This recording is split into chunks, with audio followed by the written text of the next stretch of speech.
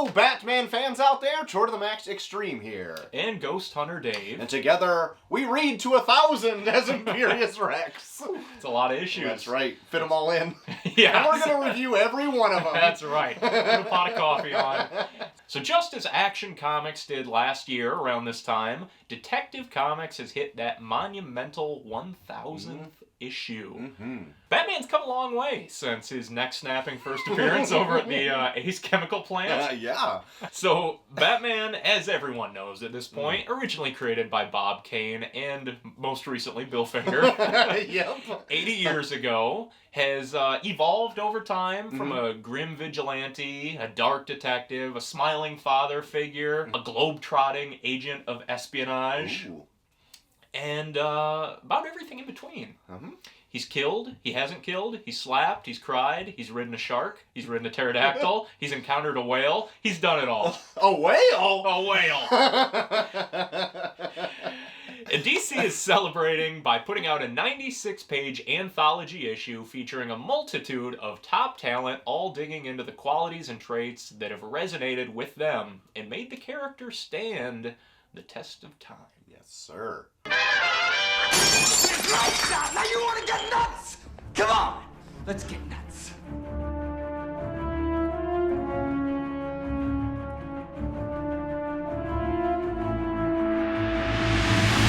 All right, so Troy, Yes, Dave. you read Detective 1000. I sure did. I read Detective 1000. I'm glad you did. Are we good then? Yep. That's it? See ya. Alright. As the Superman 1000th issue, it does have a multitude of different artists and creators in this. That's right. What this one did more, though, as you were actually doing your little intro there, I was thinking, like, yeah, Batman has done a lot of stuff. Yeah. But in this, it really only focused on, like, the latter chunk of, like, his kind of varied history. Yeah. Well, I guess most of this is supposed to be kind of like in continuity for the most part, so they do keep it fairly current, I guess. Like, there's a couple kind of weird outlier stories, but for the most part, I'd say, like, you know, any of them could have happened in the same year span. Yeah. In that same year when 3 Robins died. Yeah. I was going over in my head. I was like, why didn't they have like a throwback '60s like one in there or something like that? Yeah, I guess I didn't think of that. Like, they went for a pretty straightforward interpreration of Batman, and they didn't leave a whole lot of room to get crazy, to get nuts with it. I don't know if it encapsulated the character as well as we did with our Batyear last year. No, of course not. But, you know, it was a good interpretation of Batman. I think everyone did fairly well, bringing, like, their Batman game to the table. Well, let's start where it starts. With Snyder and Capullo kicking it off with The Longest Case. Yes. I loved the premise of this. Yeah, I thought it was Batman at his most ridiculously over-analytical, just something that Snyder can really sink his teeth into. I liked the premise of this, but I don't know if I enjoyed its final execution. Because I like that's like something that's really nagging at him, and he's gonna figure it out. And it's like the one thing that I'm gonna figure this out before I die. Damn it! Yeah. And then takes him all over the world. He's just doing an investigation, finding clues that lead him from one end of the earth to the other. In just the most minute details, like a fingerprint on an icicle or something as ridiculous as that. Yes. All leading him to a secret society, the Detectives Guild. Filled with other detectives, superhero detectives, and a monkey, a monkey, a detective, right? Shoot. So I guess he's really an ape. Exactly. I'm trying to get specific here, but that's the one part that threw me off, because like these detective-esque characters are, I guess, trying to test Batman. So they've been leaving these clues all over? Yeah. Is that all they've been doing since they formed? Like, wouldn't that take a lifetime to set up that trap? But then it got to me of like, isn't Batman supposed to be the world's greatest detective? Why isn't he already on the team? Like, they just... That's the biggest thing that bothered me was that one thing. I liked the Detective Guild. I like that. I like the old varied book like history of all the things that gone unsolved. I like the fun case that he was on, and then it's just like, oh, Detective Chimp's in there before Batman? And Hawkman? Yeah. It was interesting. I thought it was a good over-the-top version of Batman in, like, the detective element. Yes. And I like that it ends with, I'm assuming they're gonna, like, kickstart maybe some spin-off type of thing where now Batman can be in this guild. Maybe. Like, why else would they do this if they weren't gonna pursue it? Right. So... Even if they jumped in and did that as like the Walmart books, that'd be a fun little thing. Because I think their run that they're doing right now is on it like wrapping up. And this was also a fun one to really start the book on too, because it was fairly high energy for being like full of Snyder exposition. Yes. Yep. But anytime Capullo and Snyder are on a book together, I enjoy it. Yes. Same here. So then let's move on to Manufacture for Use. Okay. Which was a favorite of mine. Yeah, I think it ended up being my favorite one. I think it was mine too.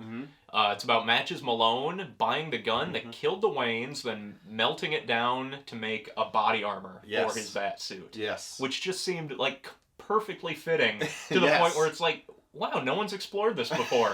Right. And I thought it was well written, it was well illustrated by Jim Lee, and then when we got to the end and the writer, I was surprised to find was Kevin Smith. Yeah. Who has kind of bumbled his way through some previous Batman books, which are enjoyably silly, but not very well received to the fan community. Right. So I was really impressed with this. Yes. I was like, good for you, Kevin. This is a good, like, heartfelt story. Yeah, I really had no idea where it was going, because it like is a montage of him fighting a ton of villains near the beginning of this. Yeah, with a lot of wordplay. And I'm like, where is this going? And then he finally smelts it down to the plate that you see him, like, getting... Slide under the bat symbol. Yeah, and you get to see that almost in every single fight throughout that little story, where, like, ends up getting slashed open. You see that chest plate there. Yep. I'm like, that was very good. Yeah, the thing that made him is going to become his armor. Yeah. The thing that, like, traumatized him as a boy he's using to protect himself. Really dug it. Yep, it was very good. Yep. Another good one, a more lighthearted one, was from Paul Dini and Dustin Nigan. Yep. And this was The Legend of Newt Brody. Newt Brody. Mm-hmm. About a bumbling henchman responsible for constantly mucking up various supervillain schemes over the years. This one was fun. Yeah, totally seemed like a Batman the Animated Series episode. Oh yeah, for sure. Yeah, especially when I saw that Dini was on it. That's exactly how I even pictured it too. Yeah. And then that Bruce Timm-esque animation, even though real sharp. Dustin was on it. Yeah.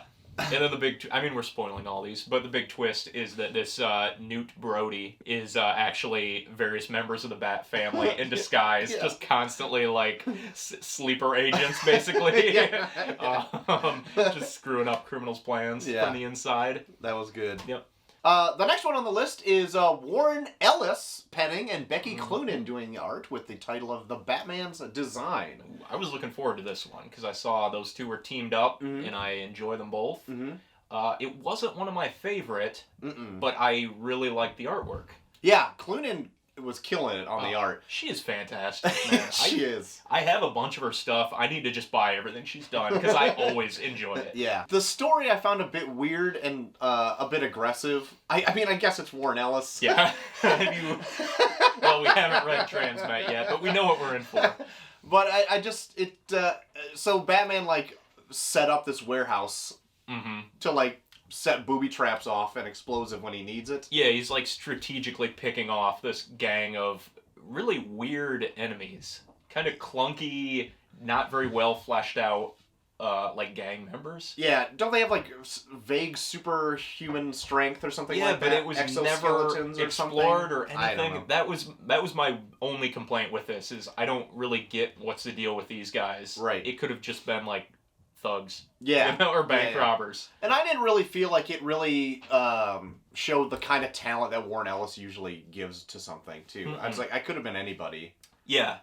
It was an aggressive Batman. Yes. It was like a scary Batman. Yeah. Kind of not as scary as a one that's like pretty close to this one. Okay, we'll get to it. Yeah. But it was basically kind of Batman through the eyes of the villains. An average villain. Yeah. Average, super powered, exoskeleton enhanced villain. Right. So then, another one of my favorites is the Bendis Maleev one, which is a futuristic telling of Penguin meeting an elderly Bruce Wayne and revealing that he's known his secret all along.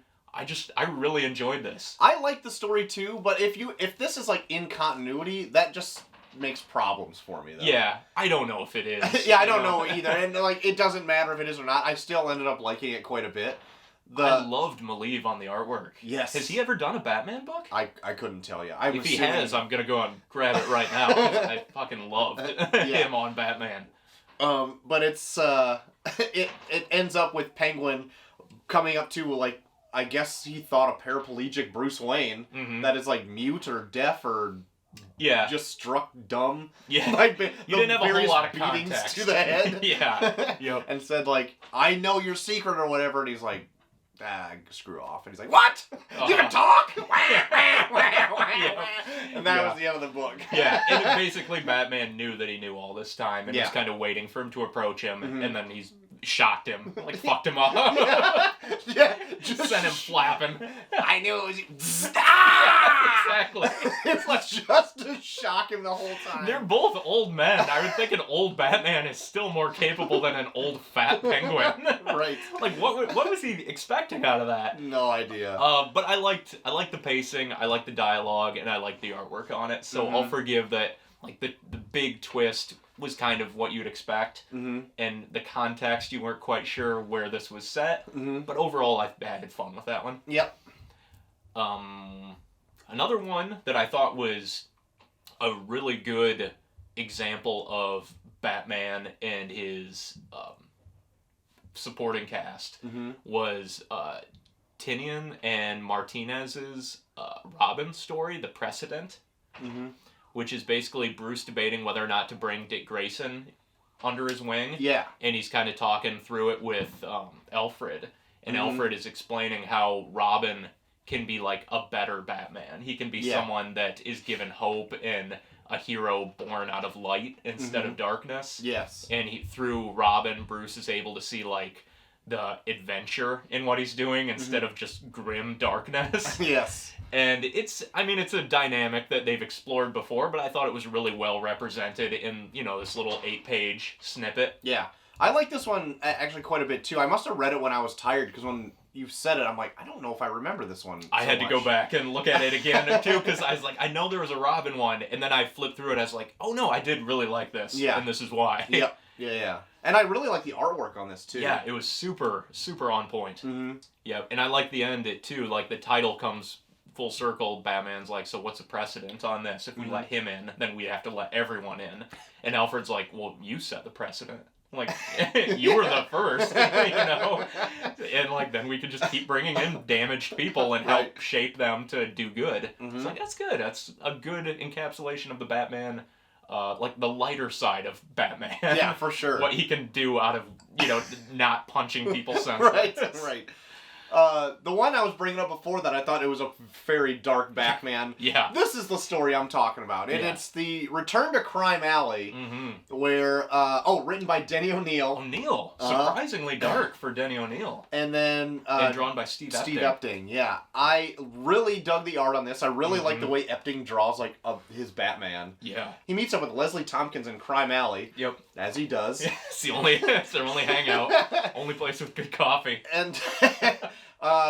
kind of just bumps into, like, not even, like, criminals. They're just kind of, like, punk kids. Yeah. And he just, like, Robin slaps all of them.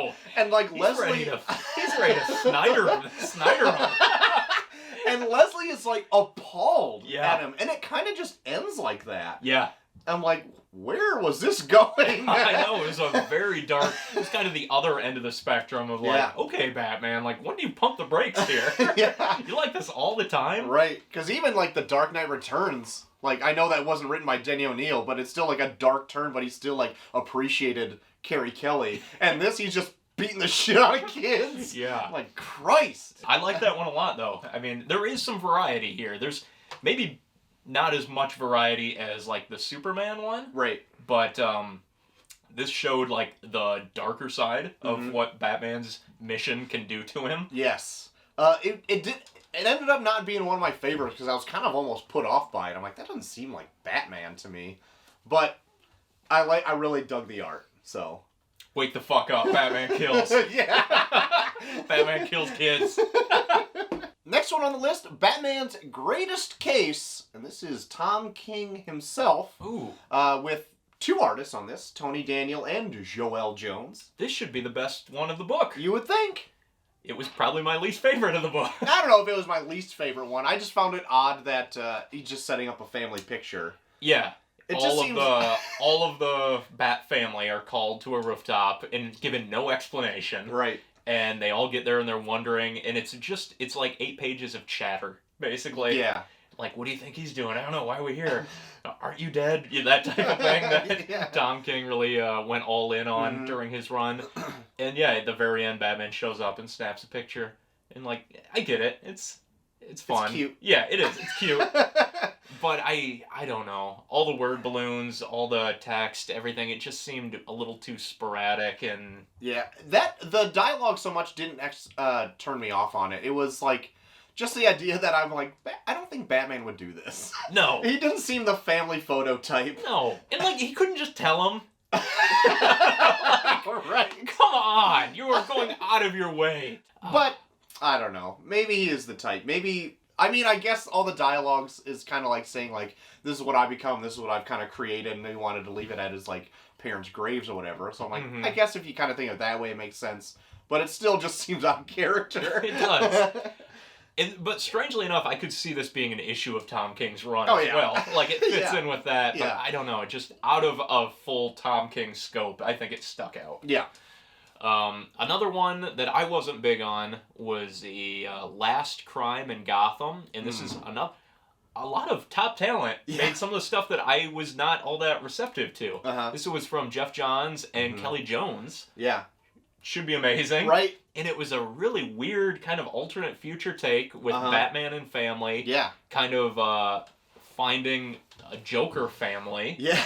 All dead. Yeah. And basically like, okay, that's it. That's all. That's the last crime of Gotham. We can all hang up our capes and that's that. Yeah. And then he's just kind of left by himself because his whole family that he's surrounded with himself with go off and he's stuck in the cave. Yeah. Which I kind of like that idea. I just not sure I liked how it was all put together. Yeah. I was expecting quite a bit of this because Jeff Johns, I believe, is a fairly competent writer, and I usually like everything that he does, but this is a rare miss for him. Yeah. I think. And, like, again, I do like the idea that when Batman has cleaned up Gotham, he has nothing else because his family is going to go and do their own thing. Yeah. But maybe it was just the weird futuristic take, or maybe it was, I didn't think Kelly Jones's art really fit this. I would have preferred like a more pared down artist, maybe like a 9-panel grid type of Mitch Gerads type of thing that really like sets that pacing and that like quiet and solitude. Right. But yeah, this one didn't resonate. Yeah, not me either. Yeah. And I usually like Kelly Jones, and I thought it was a little off on this too. The next one is entitled Heretic by Priest and Adams. Neil Adams, that is. Yep. Hasn't aged a day from his 70s style artwork.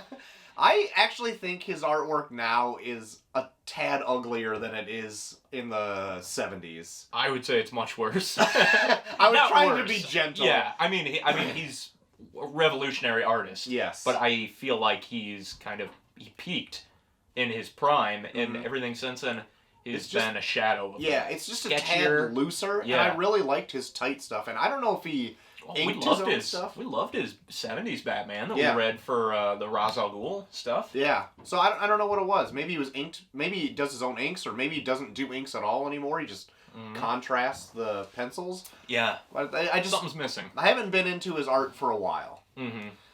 But yeah, this one is basically Batman solving the murder of like a runaway member of the League of Shadows, and it takes him to wherever they're like at. Bangladesh or Yeah. something like that. Yep, and basically just kind of confronts them Mhm. and says, like, you know, if people want to get away from that, like, slave trade type of operation, they could come to him for help. I did kind of like it was like a globe-trotting adventure type of little thing. It felt very like Denny O'Neil, Neil Adams, 70s era Batman. Yeah, it did. Quite a bit. But just maybe truncated so much that it felt kind of uneven. Yeah, and I didn't even really know where it was going, and then at the end, I'm like, oh, that's it. Mm-hmm. Okay.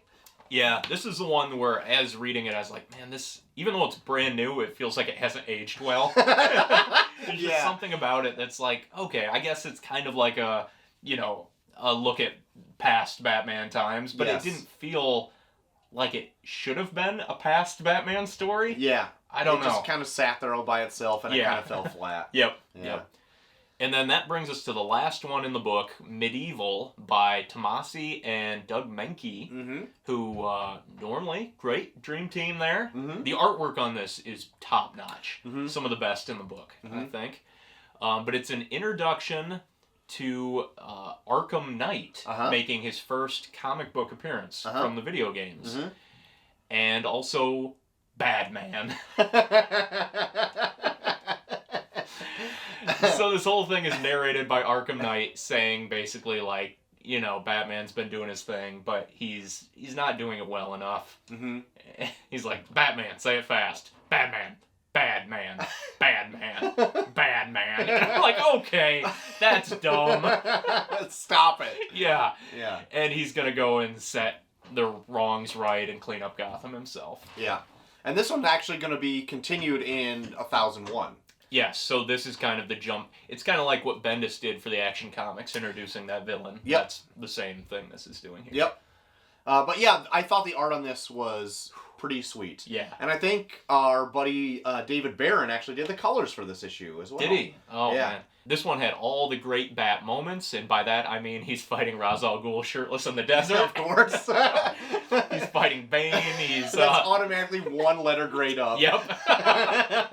Looks phenomenal. Yep. And I'm interested to see where it goes. Yes. I just thought this was a poor introduction to that character.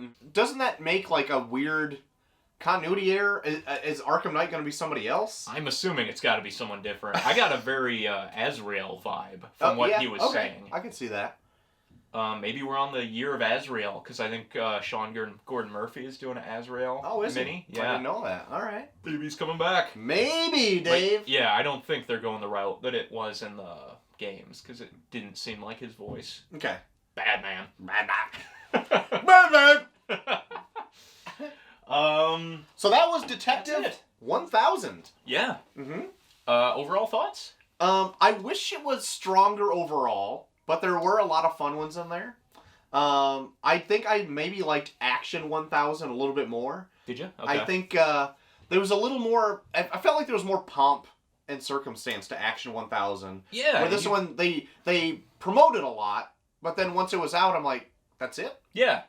Yeah, they made a very big deal about that, and I get it, Superman, and it came first, but, like, generally, people gravitate towards Batman more, so you would have thought they would have made a big deal out of it. Yeah.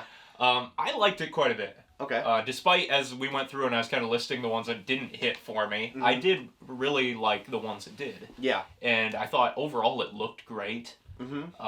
It was fun. I'm looking forward to picking it up in the hardcover, because I just got the hardcover of the Action Comics. Oh, cool. It's awesome. Sweet. So, should we wrap up this Sure. Batman Spectacular, this Detective Comics 1000? Yeah, well, I think we very much should. Yes. So I'm going to ask you, audience, in the comments down below, what was your favorite short from this Action Comics 1000? That's right. And what's your favorite era or kind of Batman that we've seen from Detective 27 all the way to Detective 1000?